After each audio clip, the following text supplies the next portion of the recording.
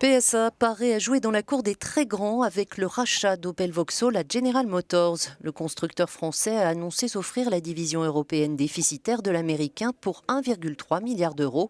Carlos Tavares, le PDG providentiel qui a sauvé PSA de la faillite, se donne 3 ans pour redresser Opel Vauxhall.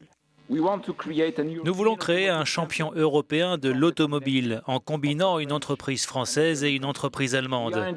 Nous sommes attachés à ces deux marques emblématiques et à leur héritage allemand et britannique.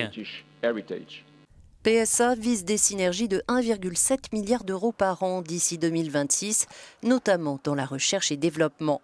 Pas moins de 40 000 salariés sont concernés par l'opération en France, en Espagne, en Pologne et bien sûr au Royaume-Uni et en Allemagne.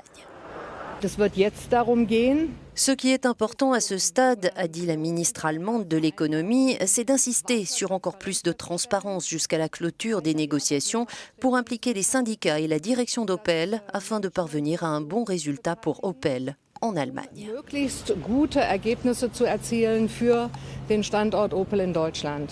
Les syndicats de Vauxhall, l'alter ego britannique d'Opel, redoutent quant à eux la fermeture des usines de Luton et d'Ellesmere Port. Ils veulent des garanties pour les 4500 employés des deux sites. Dans un an, peut-être au milieu de l'année prochaine, il nous faudra nous assurer que la direction confirme la production du nouveau modèle ici. C'est notre priorité, vraiment. Il est crucial que la production Vauxhall reste au Royaume-Uni. Carlos Tavares a toutefois précisé exclure des fermetures d'usines, y compris dans la Grande-Bretagne de l'après-Brexit. Si c'est un Brexit dur, peut-être qu'en termes de stratégie, ce sera une belle opportunité pour vendre au Royaume-Uni des véhicules produits au Royaume-Uni.